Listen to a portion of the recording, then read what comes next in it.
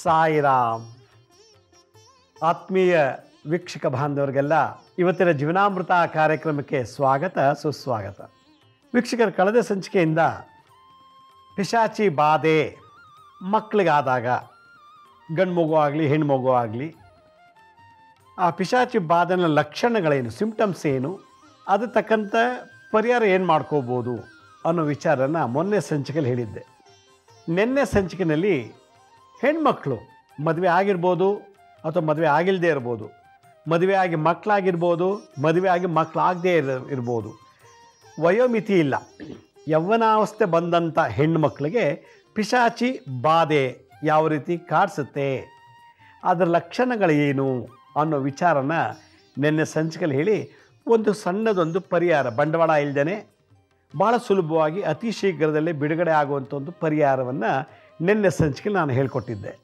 ಇವತ್ತು ಪಿಶಾಚಿ ಬಾಧೆ ಗಂಡು ಹುಡುಗರಿಗೆ, ಯೌವನಾವಸ್ಥೆಗೆ ಬಂದಿರುವಂಥ ಗಂಡು ಹುಡುಗ, ಅವನು ಮದುವೆ ಆಗಿರ್ಬೋದು, ಮದುವೆ ಆಗಿಲ್ಲದೇ ಇರ್ಬೋದು, ಮದುವೆ ಆಗಿ ಮಕ್ಕಳಾಗಿರ್ಬೋದು, ಮದುವೆ ಆಗಿ ಮಕ್ಕಳಾಗದೇ ಇರ್ಬೋದು, ಯಾವುದೇ ವಯೋಮಿತಿ ಇಲ್ಲದಂಥ ಗಂಡು ಹುಡುಗರಿಗೆ ಒಂದು ಪಿಶಾಚಿ ಬಾಧೆ ಹೇಗೆ ಬರುತ್ತೆ, ಅದರ ಲಕ್ಷಣಗಳೇನು ಅನ್ನೋ ವಿಚಾರನ ಇವತ್ತಿನ ಸಂಚಿಕೆಯಲ್ಲಿ ನಾನು ತಿಳಿಸ್ಕೊಡ್ತೀನಿ. ನನ್ನ 40 ವರ್ಷದ ಅನುಭವದ ಮಾತಿದು. ಭಾಳಷ್ಟು ಜನ ಈ ಒಂದು ಪ್ರಾಬ್ಲಮಲ್ಲಿ ಪ್ರೇತ ಬಾಧೆ ಅಂತೀವಿ ನಾವು. ಪ್ರೇತ ಅಂದ ತಕ್ಷಣ ಅದು ಪಿಶಾಚಿ ಇರ್ಬೋದು, ರಾಕ್ಷಸ, ಬ್ರಹ್ಮ ರಾಕ್ಷಸ, ಬೇತಾಳ, ಈ ಥರದ್ದು ಒಂದಿರ್ಬೋದು. ಇಲ್ಲ ಕೆಲವು ದುಷ್ಟಶಕ್ತಿಗಳು, ಕಾಕಿನಿ, ಕಾಮಿನಿ, ಕಾತ್ಯಾಯಿನಿ, ಕಿನ್ನರಿ, ಡಾಕಿನಿ, ನಾಗಿನಿ, ಮೋಹಿನಿ, ಯೋಗಿನಿ, ಯಕ್ಷಿನಿ, ಲಾಕಿನಿ, ರಾಕಿನಿ, ಶಾಕಿನಿ, ಶೂಲಿನಿ, ಹಾಕಿನಿ ಅಂತ 64 ವೆರೈಟಿ ಚತುಷ್ಷಷ್ಟಿ ಯೋಗಿನಿಯರ ಕಾಟಗಳಿವೆ, ಬಾಧೆಗಳಿವೆ ಅಂತ ಹೇಳುತ್ತೆ. 64 ವೆರೈಟಿ.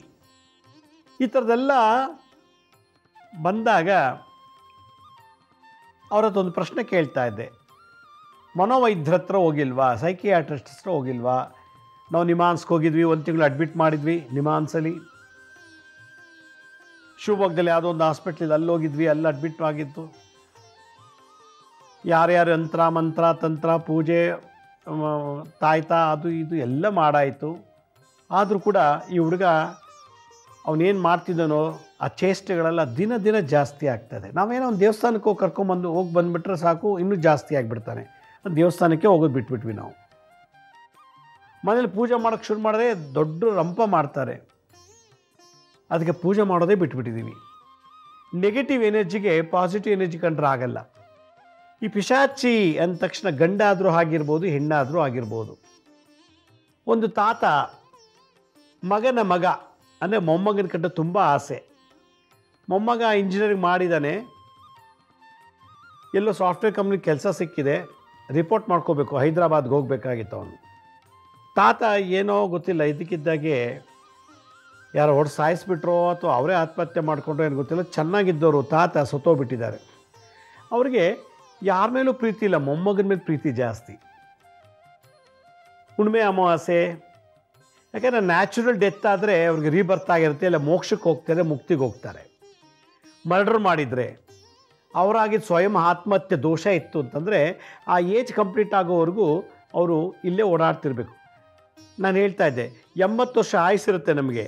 80 ವಯಸ್ಸಿನಲ್ಲಿ ನಾವು ಸಾಯಬೇಕು ಅಂತ ಇರುತ್ತೆ ನಮ್ಮ ಜಾತಕ ಪ್ರಕಾರ. ನಾನು ಏನು ಮಾಡ್ತೀನಿ, ಸಾಲ ಬಾಧೆನೋ ಅಥವಾ ಇನ್ನೇನು ಕೆಟ್ಟ ಕೆಲಸ ಮಾಡಿಬಿಟ್ಟು ಅವಮಾನ ತಡೆಯೋಕ್ಕಾಗದೆ ವಿಷ ಕೊಟ್ಟು ಸತ್ತೋಗ್ಬಿಡೋದು, ನೇಣು ಹಾಕೊಂಡ್ಬಿಡೋದು, ಬೆಂಕಿ ಹಾಕೊಂಡು ಸತ್ತೋಗೋದು, ನೀರಿಗೆ ಬಿದ್ದು ಸತ್ತೋಗೋದು, ರೈಲ್ವೆ ಟ್ರ್ಯಾಕ್ ಹೋಗಿ ಮಲ್ಕೊಂಬಿಟ್ಟು ಸತ್ತೋಗ್ಬಿಡೋದು. ಈ ರೀತಿ ನಾನೇ ಸ್ವಯಂ ಆತ್ಮಹತ್ಯೆ ಮಾಡ್ಕೊಂಡ್ಬಿಡ್ತೀನಿ 50ನೇ ವಯಸ್ಸಿನಲ್ಲಿ. 80 ವರ್ಷ ಆಯುಸ್ಸು ನನಗೆ ಭಗವಂತ ಕೊಟ್ಟಿರ್ತಾನೆ, 80 ನಾನೇ 50ಕ್ಕೆ ಸತ್ತೋಗ್ಬಿಡ್ತೀನಿ ಹಿಂಸೆ ಪಟ್ಕೊಂಡು. ಆಗಿನ 30 ವರ್ಷ ಬ್ಯಾಲೆನ್ಸ್ ಇರುತ್ತೆ. 80ರಲ್ಲಿ 50 ಕಳೆದ್ರೆ 30 ಉಳಿತು. ಆ 30 ವರ್ಷ ನನಗೆ ರೀಬರ್ತ್ ಇಲ್ಲ, ಮೋಕ್ಷ ಇಲ್ಲ, ಮುಕ್ತಿ ಇಲ್ಲ. ನನ್ನ ದೇಹ ತೊಗೊಂಡು ಸುಟ್ಟಾಕ್ಬಿಟ್ಟಿರ್ತಾರೆ, ಇಲ್ಲ ಊತಾಕ್ಬಿಟ್ಟಿರ್ತಾರೆ. ಆದರೆ 30 ವರ್ಷ ದೇಹ ಇಲ್ಲ, ಆತ್ಮ ಒಂದಿದೆ. ಆತ್ಮ ಹೆಬ್ಬೆಟ್ಟು ಗಾತ್ರದಲ್ಲಿ ಇರ್ತದೆ. ಈ ಸೋಲ್ ಒಂದು ಲೈಟ್ ಥರ, ಲೈಟ್ ಬೆಳಕು. ಆ ಆತ್ಮ ಹೊಟ್ಟೆ ಎಸ್ದಾಗ ತನ್ನ ಆಸೆ ಆಕಾಂಕ್ಷೆಗಳು ಈಡೇರಿಸ್ಕೋಬೇಕು ಅಂದಾಗ ಏನು ಮಾಡುತ್ತೆ, ಅವ್ರಿಗೆ ಹುಡುಕ್ತಾ ಇರ್ತದೆ. ಹಾಗೆ ಸತ್ತ ಆತ್ಮ ಅತೃಪ್ತಿಯಾಗಿತ್ತು, ಕಂಪ್ಲೀಟ್ ಪ್ಯಾಕೇಜ್ ಮಾಡ್ಕೊಂಡು ಸತ್ತಿಲ್ಲ. ಮದುವೆ ಆಗಿ ಮಕ್ಕಳಾಗಿ ಮೊಮ್ಮಕ್ಕಳಾಗಿ ಸತ್ತಿಲ್ಲ, ಇಲ್ಲ ರೋಗ ಬಾಧೆಯಲ್ಲಿ ಸತ್ತಿಲ್ಲ, ಯಾರು ವಿಷಾಕ್ಕೆ ಸಾಯಿಸಿರ್ತಾರೆ, ಮರ್ಡರ್ ಮಾಡಿರ್ತಾರೆ. ಆತ್ಮಹತ್ಯೆ, ದುರ್ಮರಣ, ಅಪಮೃತ್ಯು ದೋಷ ಇರುವಂಥ ಆತ್ಮಗಳು ಹೀಗೆ ಯಾರು ಹೋಗ್ತಿರುವಾಗ ಬರ್ತಿರ್ಬೇಕಾದ್ರೆ ಅದು ಅವ್ರಿಗೆ ಇಷ್ಟವಾಗಿರೋರ ಹತ್ರ ಹೋಗಿ ಸೇರ್ಕೊಂಡ್ಬಿಡುತ್ತದು. ಅದು ಪ್ರೇತ ಬಾಧೆ, ಪಿಶಾಚಿ ಬಾಧೆ ಅಂತಾರೆ. ಆದರೂ ಆಯುಷ್ ಮುಗಿಯೋವರೆಗೂ ಹಿಂಗೆ ಕಾಟ ಕೊಡ್ತಾ ಇರ್ತದೆ. ಇದು ಯಾವ ಎಕ್ಸ್ರೇನಲ್ಲಾಗಲಿ, ಇ ಸಿ ಜಿನೇ ಆಗಲಿ, ಎಕೋ ಟೆಸ್ಟ್ ಆಗಲಿ, ಬ್ಲಡ್ ರಿಪೋರ್ಟಲ್ಲೇ ಆಗಲಿ, MRI ಸ್ಕ್ಯಾನಿಂಗು, CT ಸ್ಕ್ಯಾನಿಂಗ್ ಎಲ್ಲೂ ಗೊತ್ತಾಗೋದಿಲ್ಲ. ಯಾಕೆಂದರೆ ಬಾಡಿ ಒಳಗಿಲ್ಲ, ಅದು ಸೋಲು, ಅತೃಪ್ತ ಆತ್ಮ, ಆ ಪಿಶಾಚಿ ಹೊರಗಡೆ ಇದೆ, ಅದು ಇನ್ಫ್ಲುಯೆನ್ಸ್ ಮಾಡ್ತಾ ಇದೆ. ನಾನು ಹೆಂಗೆ ಟಿ ವಿ ಅಲ್ಲಿದೆ, ರಿಮೋಟ್ ನನ್ನ ಕೈಲಿದೆ, ನಾನು ಹೆಂಗೆ ಚಾನಲ್ ಚೇಂಜ್ ಮಾಡ್ತೀನಿ, ಹೆಂಗೆ ವಾಲ್ಯೂಮ್ ಕಮ್ಮಿ ಮಾಡೋದು ಜಾಸ್ತಿ ಮಾಡ್ತೀನೋ ಹಾಗೆ ಅದು ಅಲ್ಲಿ ರಿಮೋಟಿಂದ ನನ್ನ ಕಂಟ್ರೋಲ್ ಮಾಡ್ತಿರ್ತದೆ. ಇದೇ ಪಿಶಾಚಿ ಬಾಧೆ. ಇತ್ತೀಚೆಗೆ ಇದು ಗಂಡು ಹುಡುಗರಿಗೆ ಭಾಳ ಜಾಸ್ತಿ ಆಗ್ತಾಯಿದೆ. ಯಾವುದೋ ಒಂದು ಹುಡುಗ ಹುಡುಗಿ ಇಬ್ಬರು ಲವ್ ಮಾಡ್ತಿದ್ರು. ಸುಮಾರು 7-8 ವರ್ಷ ಲವ್ ಮಾಡಿದ್ದಾರೆ ಅವರು, PUC ಇಂದಾಗಿದ್ದು. ಡಿಗ್ರಿ ಆದಮೇಲೆ ಮದುವೆ ಮಾಡ್ಕೋಬೇಕು ಅಂತೇಳಿ ಇದು ಮನೆಗೆ ವಿಚಾರ ಗೊತ್ತಾಯಿತು. ತಂದೆ ಏನು ಮಾಡ್ದ, ಅವಳು ನಮ್ಮ ಜಾತಿಯವಳು ಅಲ್ಲಪ್ಪ, ನೀನು ಅವಳು ನನ್ನ ಜಾತಿ ಅಲ್ಲ, ನಾನು ಅವಳು ಮದುವೆ ಮಾಡ್ಕೊಂಡು ಬಿಡಲ್ಲ ನೀನು. ಇವನು 7 ವರ್ಷ 8 ವರ್ಷ ಪ್ರೀತಿ ಮಾಡಿಬಿಟ್ಟು ಅಪ್ಪನ ಹೇಳ್ತಾನೆ, ನೀವು ಸೊಸೆ ಅಂತ ಮನೆ ಕರ್ಕೊಂಬಂದ್ರೆ ನಾನು ಸತ್ತೋಗ್ಬಿಡ್ತೀನಿ ಅಂತ. ಅಪ್ಪ ಏನು ನಮ್ಮಪ್ಪ ಸತ್ತೋಗ್ತಾನಲ್ಲ ನಾ ಮದುವೆ ಮಾಡಿಕೊಂಡ್ರೆ ಅಂಥೇಳಿ ಆ ಹುಡುಗಿಗೆ ಹೇಳ್ತಾನೆ, ನೋಡು ನಮ್ಮಲ್ಲಿ ಜಾತಿ ಅಡ್ಡ ಬರ್ತಿದೆ, ನಮ್ಮಲ್ಲಿ ಒಪ್ಕೋತಾ ಇಲ್ಲ, ಏನು ಮಾಡೋದು. 8 ವರ್ಷ ಪ್ರೀತಿ ಮಾಡಿಬಿಟ್ಟು ಈಗ ಅಪ್ಪನ ಮಾತು ಕೇಳ್ಕೊಂಡು ನಾನು ಬಿಡ್ತಿದ್ಯಾ ಅಂಥೇಳಿ ಅವಳು ಒಂಥರ ಡಿಪ್ರೆಷನ್ಗೆ ಹೋಗ್ತಾಳೆ. ಮದುವೆ ಮಾಡ್ಕೊಳ್ಳವಲ್ಲ ಇವನು ಅಂತೇಳಿ. ಇಲ್ಲ ಟ್ರೈ ಮಾಡ್ತೀನಿ ಅಂತೇಳಿ ಕೊನೆಗೆ ಮನೇಲಿ ದೊಡ್ಡ ರಂಪ ಆಗುತ್ತೆ. ನೀನು ನಾನು ಮರ್ತುಬಿಟ್ಟು ಇನ್ನೊಬ್ಬರು ಮದುವೆ ಮಾಡ್ಕೊಂಬಿಡು ಅಂತ ಹೇಳ್ತಾನೆ ಹುಡುಗ. ಅವಳೇನು ಮಾಡ್ತಾಳೆ, ನೇಣಾಕೊಂಡು ಸತ್ತೋಗ್ಬಿಡ್ತಾಳೆ.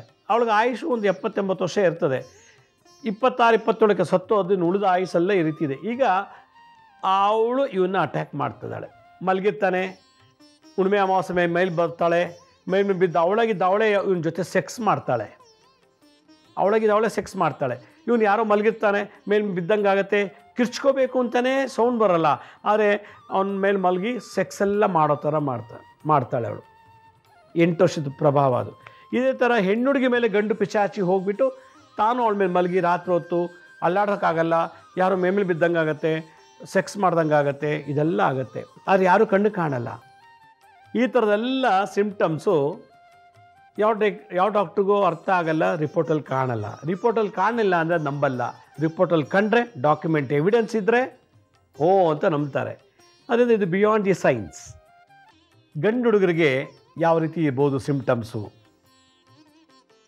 ಮಾತಾಡ್ರೆ ಸಾಕು ಪಟ್ ಅಂತ ಕೋಪ ಬಂದುಬಿಡುತ್ತೆ. ಬಾರೋ ತಿಂಡಿ ತಿನ್ನ, ಬಾರೋ ಒಂದು ಸ್ವಲ್ಪ ಹೊರಗೋಗಿ ಬರೋಣ ಅಂದರೆ, ಯಾಕೆ ತಿಂಡಿ ತಿನ್ನಬೇಕು, ಎಲ್ಲಿಗೆ ಬರಬೇಕು, ಯಾಕೆ ನಾನು ಬರಬೇಕು, ನಿನಗೆ ಮನಮರ್ಯಾದಿಲ್ವಾ, ನಾ ಬರಲ್ಲ, ಹೋಗು. ಪಟ್ಟಂತ ಮಾತಿಗೂ ಸಿಕ್ಕಾಬಟ್ಟೆ ಕೋಪ, ಉದ್ವೇಗ. ಒಂದು ಕಡೆ ಕೋಪ, ಉದ್ವೇಗ ಅಂದ್ರೇನು? ನಾ ಬರಬೇಕಾ, ನಾ ತಿನ್ಬೇಕಾ, ನನ್ಗೆ ಯಾಕೆ ಬರಬೇಕು, ನಾನು ಯಾಕೆ ತಿನ್ನಬೇಕು, ನೀನು ಯಾರು ಹೇಳೋಕ್ಕೆ, ಉದ್ವೇಗ. ಕೋಪ ಬೇರೆ. ಸಡನ್ನಾಗಿ ಮನೆಯವ್ರಿಗೆಲ್ಲ ಆಶ್ಚರ್ಯ, ಅಯ್ಯೋ ಚೆನ್ನಾಗಿದ್ದು ನಿಂಗೆ ಆದ್ನಲ್ಲ, ನನಗೆ ಇವತ್ತು ದಮ್ ಬಿರಿಯಾನಿ ಬೇಕು, ನಂಗೆ ಕಾಲು ಸೂಪ್ ಬೇಕು, ನನಗೆ ತಲೆ ಬೇಕು, ಸೂಪ್ ಬೇಕು, ನನಗೆ ಇಂಥದ್ದೇ ಬೇಕು, ನನಗೆ ನಂಗೆ ಕೊಡಬೇಕು.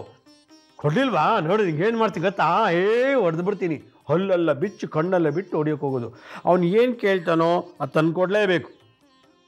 ಎಷ್ಟು ತಿಂದರೂ ಇನ್ನೂ ಬೇಕು ಅಂತಾನೆ. ಯಾಕಂದರೆ ಅವ್ನಿಗಿರೋದು ಇಷ್ಟೇ ಹೊಟ್ಟೆ. ಆದರೆ ಅಲ್ಲಿ ರಿಮೋಟಲ್ಲಿ ತೊಗೊಳ್ತಾ ಇರೋದು ಪ್ರೇತ, ಪಿಶಾಚಿ. ಇನ್ನು ಗಬ ತಿಂತಾನೆ. ಎರಡನೇ ಸಿಂಪ್ಟಮ್ಸು, ಎಷ್ಟು ಬಾರಿ ತಿಂದರೂ ಕೂಡ, ಎಷ್ಟೇ ಕೊಟ್ಟರು ಕೂಡ ನಮ್ಮ ಮತ್ತೆ ಇನ್ನೂ ಬೇಕು, ಹಸಿವಾಗ್ತಾ ಇದೆ, ಇನ್ನೂ ತೃಪ್ತಿ ಇಲ್ಲ, ನಂಗೆ ಬೇಕು.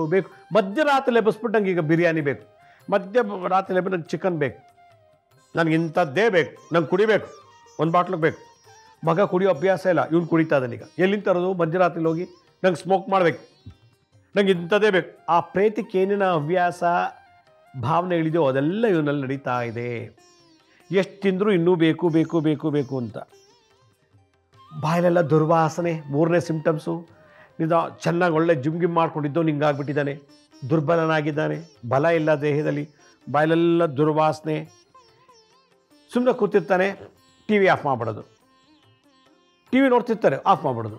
ಸುಮ್ಮನೆ ಕೂತಿರ್ತಾನೆ, ಲೈಟ್ ಆಫ್ ಆಗಿದೆ, ಲೈಟ್ ಆನ್ ಮಾಡಿಬಿಡೋದು, ಕರ್ಟನ್ ಎಳೆಯೋದು, ಅದು ಸೋಪ ಜಾಡ್ಸೋದು ಬಿಡೋದು, ಚೇರ್ ತೆಗೆದು ಬಿಸಾಕ್ಬಿಡೋದು, ಇಲ್ಲ ಅಲ್ಲಿಂದ ಬಂದು ಪಟ್ ಅಂತ ಕೂತ್ಕೊಳ್ಳೋದು, ಕೂತ್ಕೊಂಡು ನೆಲ ಬೊಗ್ಗಿಕೊಂಡು ಕತ್ತು ಬೊಗ್ಗಿಸ್ಕೊಂಡು ನೆಲ ನೋಡೋದು. ಈ ಥರ ಏನು ಯಾರ ಜೊತೆಲೂ ದೃಷ್ಟಿ ಇಟ್ಟು ಮಾತಾಡೋದಿಲ್ಲ. ಅಪ್ಪ ಮಾತಾಡ್ತಿದ್ರೆ ಅಪ್ಪ ಮುಂದಿದ್ರೆ ಅವನೆಲ್ಲೋ ಅಲ್ಲಿಟ್ಕೊಂಡು ನೋಡಿ ಮಾತಾಡ್ತಾನೆ, ಏನೋ ಮಾತಾಡ್ತಾನೆ. ಹುಣ್ಣಿಮೆ ಅಮಾವಾಸ್ಯೆ ದಿವಸ ಇದ್ದಕ್ಕಿದ್ದಾಗೆ ಬಟ್ಟೆ ಎಲ್ಲ ಬಿಚ್ಚಿ ಓಡಾಡಬೇಕು ಅನಿಸುತ್ತೆ. ಯಾರ ಜೊತೆಲೂ ಮಾತಾಡೋದಿಲ್ಲ, ಒಬ್ಬನೇ ಕೂತ್ಕೊಂಡು ಅಳ್ತಾನೆ, ಒಬ್ಬನೇ ಕೂತ್ಕೊಂಡು ತೃಪ್ತಿ ಆಗೋಷ್ಟು ನಗ್ಗಾಡ್ತಾನೆ. ಎಷ್ಟು ತೃಪ್ತಿ ಆಗುತ್ತೋ ಅಷ್ಟು ನಿಧಾನಕ್ಕೆ ಕೂಲು ತಗೊಳ್ಳೋದು, ಕಿತ್ತಾಕೋದು, ಕೂಲು ತಗೊಳ್ಳೋದು, ಹಿಂಗೆ ಕಿತ್ತಾಕೋದು. ಒಂದು ಕೂಲು ತಗೋತಾರೆ ಪಟ್ ಅಂತ ಕಿತ್ತಾಕ್ತಾನೆ, ಕೂಲು ತೆಗಿತಾನೆ, ಹಿಂಗೆ ಅಲ್ಲಿಂಗೆ ಅಲ್ಲಾಡಿಸ್ಕೊಂಡು ಪಟ್ ಅಂತ ಕಿತ್ತಾಕ್ತಾನೆ, ಪೂರ ತಗೋತಾನೆ, ಹಿಂಗಿರ್ತದೆ. ಹುಣ್ಣಿಮೆ ಅಮಾವಾಸ್ಯೆ ದಿವಸ ಏನಪ್ಪ ಇವತ್ತು ಸ್ನಾನ ಮಾಡು, ಹೋಗು ಅಲ್ಲುಜ್ಜು, ಹೋಗಿ ಕೈಕಾಲು ಮುಖ ತೊಳ್ಕೊಂಬ, ಹಾಗೆ ತಿನ್ನಬೇಡ, ಸ್ನಾನ ಮಾಡದೆ ತಿನ್ನಬಾರ್ದು, ಅಲ್ಲುಜ್ಜದೆ ತಿನ್ನಬಾರ್ದು ಅಂದರೆ, ನೀನು ಹೇಳೋದು ಸ್ನಾನ ಮಾಡಿ ತಿನ್ನಬೇಡ ಅಂತ್ಯಾ, ಹಲ್ಲುಜ್ಜು ತಿನ್ನು ಅಂತ್ಯಾ, ನಾನು ತಿನ್ನೋದೇ ಹಿಂಗೆ ಯಾವುದೂ ಮಾಡೋದಿಲ್ಲ ಅಂಥೇಳಿ ಅವ್ರಿಗೆ ಹೊಡೆಯೋದು, ಇಲ್ಲ ಕೂದಲು ಹಿಡ್ಕೊಂಬಿಡೋದು. ಕೂದಲು ಹಿಡ್ಕೊಂಡು ಪಟ್ಟಂತ ಎಷ್ಟು ಬರುತ್ತೋ ಅಷ್ಟು ಕೂದಲು ಕಿತ್ಬಿಡೋದು. ಎದುರುಗಡೆ ಇರೋ ವ್ಯಕ್ತಿ ಇದು ದೊಡ್ಡ ಸಿಂಪ್ಟಮ್. ಇದು ಕೂದಲು ಕಿತ್ತಾಕೋದು.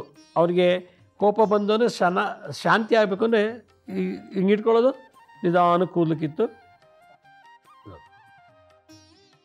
ಅಮಾವಾಸ್ಯೆ ಆದ ನಂತರ, ಹುಣ್ಣಿಮೆ ಆದ ನಂತರ ಸುಮ್ಮನೆ ನೋಡಿ ಮೂಗಿಗೆ ಹಿಂಗಂತ ಇರೋದು, ಹಿಂಗಂತ ಇರೋದು ಮೂಗನ್ನ ಹಿಂಗಂದು ಅಮೂಲೆಲ್ಲ ಸ್ಕಿನ್ ಡಿಸೀಸ್ ಬಂದುಬಿಟ್ಟಿರ್ತದೆ ಅವ್ರಿಗೆ. ಏನು ಒಂದೆರಡ ದಿನಕ್ಕೊಂದು 500-600 ಸಲ ಹಿಂಗೆ ಮಾಡ್ತಿರ್ತಾರೆ, ಹಿಂಗೆ ಮೂಗು ಹಿಂಗೆ ಅನ್ನೋದು.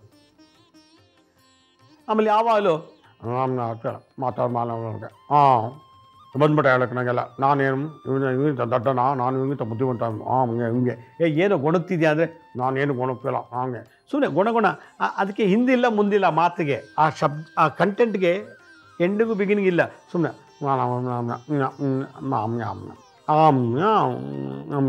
ಅಂತ ಅವ್ರು ನೋಡ್ಕೊಳ್ಳೋದು ಗುಣಗುಣ ಅಂತ ಬೈಯೋದು, ಇವ್ರು ನೋಡ್ಕೊಳ್ಳೋದು ಗುಣಗುಣ ಅಂತ ಬೈಯೋದು, ಆಮೇಲೆಲ್ಲ ಸುಮ್ಮನೆ ಇರೋದು. ಆಮೇಲೆ ಇದಕ್ಕಿದ್ದಾಗೆ ಏನು ಎಲ್ಲ ಸೋಫಾ ಮೇಲೆ ನಿಂತ್ಕೊಂಡು ಕುಣಿಯೋದು, ನೆಲದ ಮೇಲೆ ಜಂಪ್ ಮಾಡೋದು ಕುಣಿಯೋದು, ಬಚ್ಚು ಮನೆಗೆ ಹೋಗೋದು, ಬಚ್ಚು ಮೇಲೆ ಗಂಡು ಕಟ್ಲೆ ನಿಂತ್ಕೊಳ್ಳೋದು.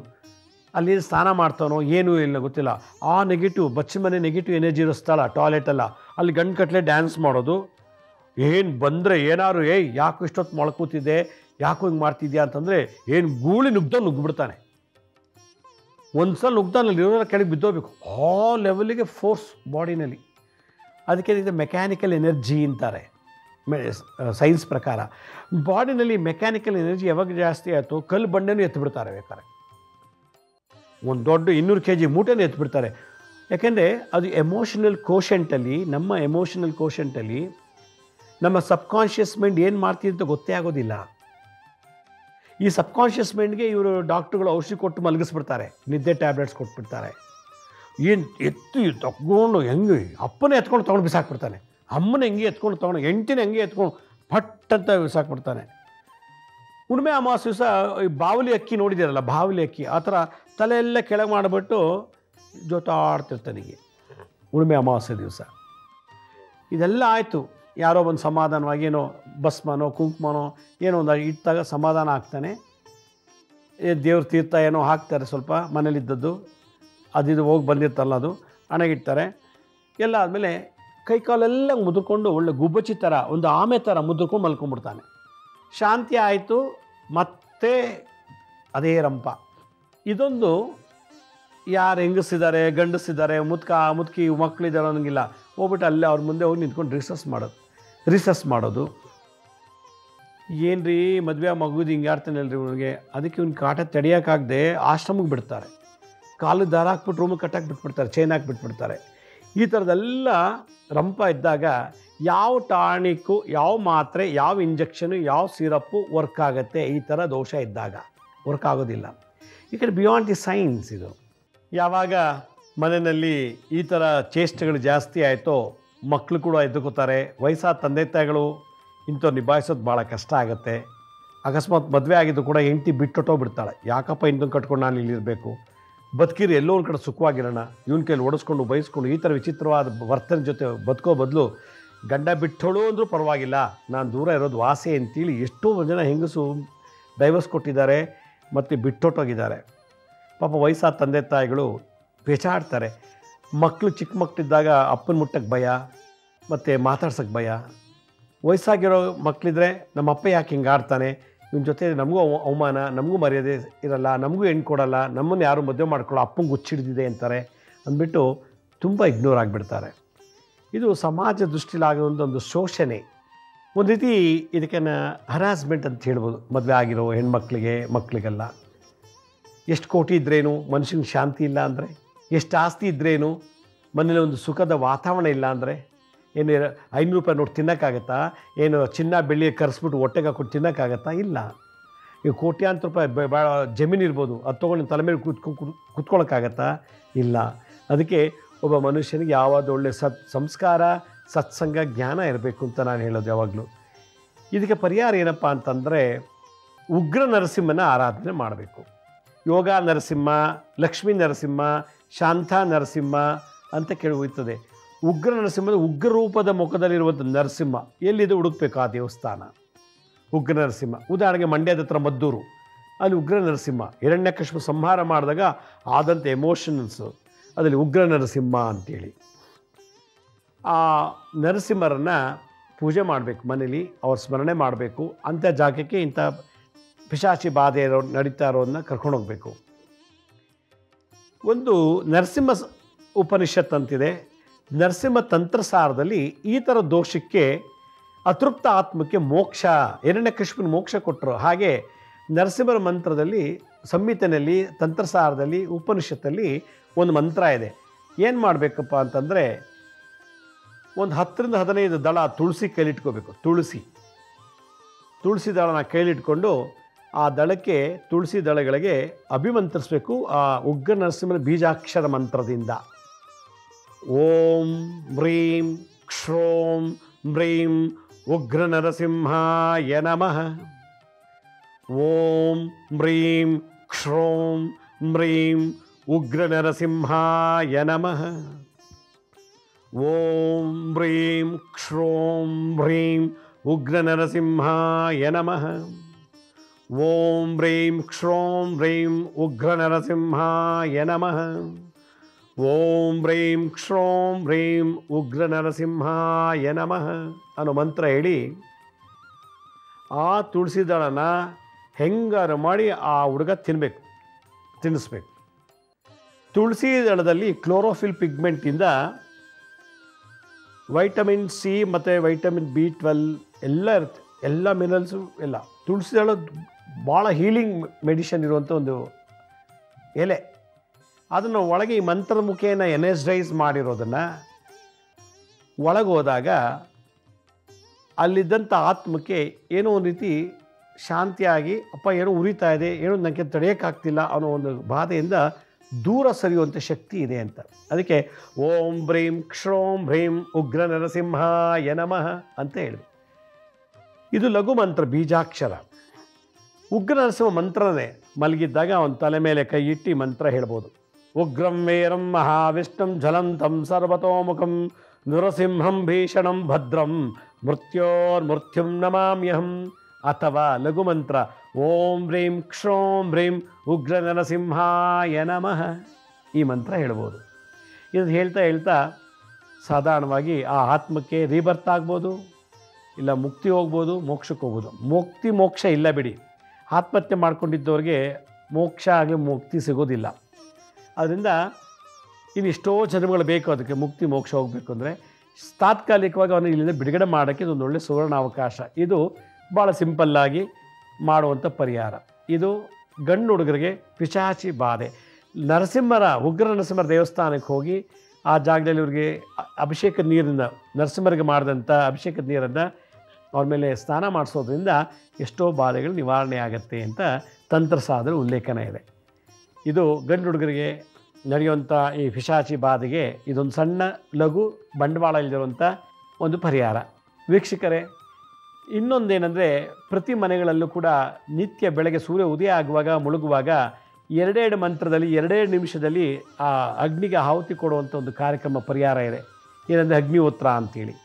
ಎಲ್ಲಿ ಮಕ್ಕಳು ಓದ್ತಾ ಇಲ್ಲ ಚೆನ್ನಾಗಿ, ಉದ್ಯೋಗ ಇಲ್ಲ, ಬಿಸ್ನೆಸ್ಸಲ್ಲಿ ಲಾಸು, ವ್ಯಾಪಾರ ವ್ಯವಹಾರಗಳಲ್ಲಿ ಲಾಸು, ರೋಗ ಬಾಧೆ, ಸಾಲ ಬಾಧೆ, ಮಾಟ ಮಂತ್ರತಂತ್ರಗಳ ಬಾಧೆ, ದುಷ್ಟಶಕ್ತಿಗಳ ಬಾಧೆಯಿಂದ ನರಳುತ್ತಿದ್ದರೆ ಎಲ್ಲ ಮಂತ್ರತಂತ್ರ ಹೋಮ ಹವನ ಪೂಜೆ ಮಾಡಿದರೂ ಕೂಡ ನಮಗೆ ಪರಿಹಾರ ಆಗಿಲ್ಲ ಅಂದರೆ ಕೊನೆ ಪರಿಹಾರ ಅಗ್ನಿಹೋತ್ರ ಅಂಥೇಳಿ. ಅದರಿಂದ ಸೂರ್ಯ ಉದಯ ಆಗುವಾಗ ಮುಳುಗುವಾಗ ನಿತ್ಯ ನಿರಂತರ ಮಾಡುವಂಥ ಒಂದು ಸಣ್ಣ ಹೋಮ. ಇದನ್ನು ನಾನು ಇದೇ ತಿಂಗಳು 19ನೇ ತಾರೀಕು ಭಾನುವಾರ ಹುಬ್ಳಿಯಲ್ಲಿ ದೀಕ್ಷೆ ಕೊಡ್ತಾಯಿದ್ದೀನಿ. ಯಾರು ಅಗ್ನಿಹೋತ್ರಿ ಆಗಬೇಕು, ಎಲ್ಲ ಥರ ಕಾಯಿಲೆ, ಎಲ್ಲ ಥರ ಸಮಸ್ಯೆ ಎಲ್ಲವನ್ನೂ ಕ್ಯೂರ್ ಆಗಬೇಕು ಅಂತಂದರೆ ನಿತ್ಯ ಈ ಒಂದು ಹೋಮ ಮಾಡಬೇಕು. ಅದು ಮಾಡೋದು ಹೇಗೆ, ಯಾಕೆ ಮಾಡಬೇಕು ಅನ್ನೋ ವಿಚಾರನ ಮಧ್ಯಾಹ್ನ 2ರಿಂದ ಸಂಜೆ 6 ಗಂಟೆ ತನಕ ಕ್ಲಾಸ್ ಮಾಡಿ ಅದೇ ಹುಬ್ಳಿಲಿ ಸಂಜೆ ಸೂರ್ಯ ಮುಳುಗೋ ಸಮಯದಲ್ಲಿ ದೀಕ್ಷೆ ಕೊಡ್ತಾಯಿದ್ದೀನಿ. ಯಾರಿಗೆ ಇದು ಭಾಗವಹಿಸಿ ನಾವು ದೀಕ್ಷೆ ತಗೋಬೇಕು, ಅಗ್ನಿಹೋತ್ರಿಗಳಾಗಬೇಕು, ನಮ್ಮ ಮನೇಲಿ ಅಗ್ನಿಹೋತ್ರಿ ಮಾಡಬೇಕು, ಅದು ಮಕ್ಕಳು ಇರುವಂಥ ಮನೆಗಳಲ್ಲಿ ಇದನ್ನು ಮಾಡಿದ್ರೆ ಬಹಳ ಒಳ್ಳೆಯದು. ಈ ವಿದ್ಯೆಯನ್ನು ಕಲಿಬೇಕು ಅನ್ನೋ ಆಸಕ್ತಿ ಇರೋರು ನಾನು ಸ್ಕ್ರೀನ್ ಮೇಲೆ ತೋರಿಸ್ತಾ ಇದ್ದೀನಿ ನೋಡಿ. agnihotra.ssbk.in ಅಂತ ಈ ವೆಬ್ಸೈಟ್ಗೆ ಲಾಗಿನ್ ಆಗಿ ನೀವೇ ರಿಜಿಸ್ಟರ್ ಮಾಡ್ಕೊಳ್ಳಿ. ಅದನ್ನೆಲ್ಲ ಇನ್ಫಾರ್ಮೇಷನ್ ಕೊಟ್ಟಿದ್ದೀವಿ ಹೇಗೆ ಅಂತೆಲ್ಲ. ಆಮೇಲೆ ನಿಮಗೆ ನಮ್ಮ ಕಡೆಯಿಂದ ಒಂದು ಮೆಸೇಜ್ ಬರುತ್ತೆ. 19ನೇ ತಾರೀಕು ಹುಬ್ಳಿಲಿ ಈ ದೀಕ್ಷಾ ಕಾರ್ಯಕ್ರಮ ಇದೆ. ನಮ್ಮ ಹಳೆ ಸಂಚಿಕೆಗಳು ಯಾರು ನೋಡೋಕ್ಕಾಗಿಲ್ವೋ ಅವರು ನಮ್ಮ ಶಿರಡಿ ಸಾಯಿ ಭಿಕ್ಷಾ ಕೇಂದ್ರ, ಹೆಲ್ತ್ ಸೈನ್ಸ್ ಮತ್ತು SSBK ಜ್ಞಾನೋದಯ ಅಂತ ಒಂದು ಮ್ಯೂಸಿಕ್ ಚಾನಲ್ ಇದೆ. ಮೂಲಕ ಸಬ್ಸ್ಕ್ರೈಬ್ ಮಾಡ್ಕೊಳ್ಳಿ. ಪಕ್ಕದ ಬೆಲ್ ಬಟನ್ ಪ್ರೆಸ್ ಮಾಡಿ, ನೋಡಾದ್ಮೇಲೆ ಲೈಕನ್ನು ಬಟನ್ ಪ್ರೆಸ್ ಮಾಡಿ. ಆಮೇಲೆ ಆ ಲಿಂಕನ್ನು ನಿಮ್ಮ ಬಂಧು ಮಿತ್ರರಿಗೆ ವಾಟ್ಸಪ್ ಮುಖಾಂತರ ಅಥವಾ ಇಮೇಲ್ ಮುಖಾಂತರ ಶೇರ್ ಮಾಡಿ. ಗುರುಜಿ ಲಕ್ಷ್ಮೀ ಶ್ರೀನಿವಾಸ್ ಅಂತೇಳಿ ಫೇಸ್ಬುಕ್ಕು, ಇನ್ಸ್ಟಾಗ್ರಾಮು, ಟ್ವಿಟ್ಟರು, ಲಿಂಕ್ಡ್ಇನ್ನೆಲ್ಲ ಕೂಡ ಇನ್ಫಾರ್ಮೇಷನ್ ಅಪ್ಲೋಡ್ ಮಾಡ್ತಾಯಿದ್ದೀವಿ. ಅಲ್ಲೂ ಕೂಡ ಭಾಳಷ್ಟು ನಿಮ್ಗೆ ಇನ್ಫಾರ್ಮೇಷನ್ ಸಿಗುತ್ತೆ. ಅಪಾಯಿಂಟ್ಮೆಂಟ್ಸ್ ಬೇಕು ಅಂಥೇಳಿ ಫೋನ್ ಮಾಡ್ತಿದ್ರಿ, ಪತ್ರಗಳು ಬರುತ್ತಿದ್ರಿ. ಈಗ ಅದರ ಅವಶ್ಯಕತೆ ಇಲ್ಲ. ನಾನು ಸ್ಕ್ರೀನ್ ಮೇಲೆ ತೋರಿಸ್ತಾ ಇದ್ದೀನಿ ನೋಡಿ. www.lakshmisrinivas.in ಅಂತ ಲಾಗಿನ್ ಆಗಿ ಯಾರು ಪ್ರಶ್ನೆ ಕೇಳಬೇಕು, ಯಾರಿಗೆ ಸಮಸ್ಯೆ ಇದೆಯೋ ಅವರೇ ಬಂದರೆ ಒಳ್ಳೆಯದು. ಬರಬೇಕಾದ್ರೆ ನಿಮ್ಮ ಜಾತಕ ಇದೆ ತೊಗೊಂಬನ್ನಿ. ಜಾತಕ ಇಲ್ಲಂದರೆ ಪರವಾಗಿಲ್ಲ, ಬೇರೆ ಥರ ನಾನು ನೋಡ್ತೀನಿ. ಇಲ್ಲ ಅಂದ ಪಕ್ಷದಲ್ಲಿ ಈ ಏಡ್ಸು, ಕ್ಯಾನ್ಸರು, ಪಿಟ್ಸು, ಲಕ್ವಾ, ಹೀಗೆ ಕ್ರೋನಿಕ್ ಡಿಸೀಸಸ್ ಆ ಥರದಕ್ಕೆ ಮೆಡಿಕಲ್ ಆಸ್ಟ್ರಾಲಜಿ ಪ್ರಕಾರ ನಿಮಗೆ ಪರಿಹಾರ ನೀಡಲಿಕ್ಕೆ ಅನುಕೂಲ ಆಗುತ್ತೆ. ಆದರೆ ನಿಮ್ಮಲ್ಲಿರೋ ಮೆಡಿಕಲ್ ರಿಪೋರ್ಟ್ಸ್ ತಂದಾಗ ಅದಕ್ಕೆ ಲೇಟೆಸ್ಟ್ ಮೆಡಿಕಲ್ ರಿಪೋರ್ಟ್ಸ್ ತೊಗೊಂಡು ಬನ್ನಿ. ಮತ್ತೊಮ್ಮೆ ಹೇಳ್ತಾ ಇದ್ದೀನಿ, ಹುಬ್ಳಿಯಲ್ಲಿ ಇದೇ ತಿಂಗಳು 19ನೇ ತಾರೀಕು ಭಾನುವಾರ ಅಗ್ನಿಹೋತ್ರ ದೀಕ್ಷೆಯನ್ನು ಹುಬ್ಳಿಲಿ ಕೊಡ್ತಾಯಿದ್ದೀವಿ. ಆಸಕ್ತಿ ಇರೋರು agnihotra.ssbk.in ವೆಬ್ಸೈಟಿಗೆ ಲಾಗಿನ್ ಆಗಿ ಅಂತ ಹೇಳ್ತಾ ನಿಮ್ಮ ಎಲ್ಲ ರಿಜಿಸ್ಟ್ರೇಷನ್ ಮಾಡ್ಕೊಳ್ಳಿ. ಎಲ್ಲ ಡೀಟೇಲ್ಸ್ ಅದಾಗಲೇ ಅಪ್ಲೋಡ್ ಮಾಡಿದ್ದೀವಿ. ನಿಮಗೆ ಎಲ್ಲ ಡೌಟ್ಸು ಕ್ಲಿಯರ್ ಆಗುತ್ತೆ ಒಂದು ಸಲ ವೆಬ್ಸೈಟಲ್ಲಿ ಹೋಗಿ ನೋಡಿದ ತಕ್ಷಣ. ವೀಕ್ಷಕರೇ, ಇವತ್ತಿಗೆ ಈ ಒಂದು ಪಿಶಾಚಿ ಗಂಡು ಮಕ್ಕಳಲ್ಲಿ ಭೇದ ಭಾವ ಇಲ್ದೇ ಹಿಂಗೆ ಮದುವೆ ಆಗಬಹುದು, ಮದುವೆ ಆಗಿಲ್ಲದೆ ಇರ್ಬೋದು, ವಯಸ್ಸಾಗಿರ್ಬೋದು, ಯಾವ ಒಟ್ಟಿಗೆ ಗಂಡು ಹುಡುಗರು ಗಂಡಸಿಗೆ ಬಂದಾಗ ಯಾವ ರೀತಿ ಪರಿಹರಿಸಬೇಕು ತಿಳಿಸ್ಕೊಟ್ಟಿದ್ದೀನಿ. ಇದೇ ರೀತಿ ನಾಳಿನ ಸಂಚಿಕೆಯಲ್ಲಿ ಈ ಬೇತಾಳ ಹೆಂಗಿರ್ತದೆ, ಬೇತಾಳ ಬಾಧೆ ಹೇಗೆ ಅನ್ನೋ ವಿಚಾರ ತಿಳಿಸ್ಕೊಡ್ತೀನಿ. ಅಲ್ಲಿವರೆಗೂ ನನ್ನ ನಮಸ್ಕಾರ. ಸಾಯಿರಾಮ್.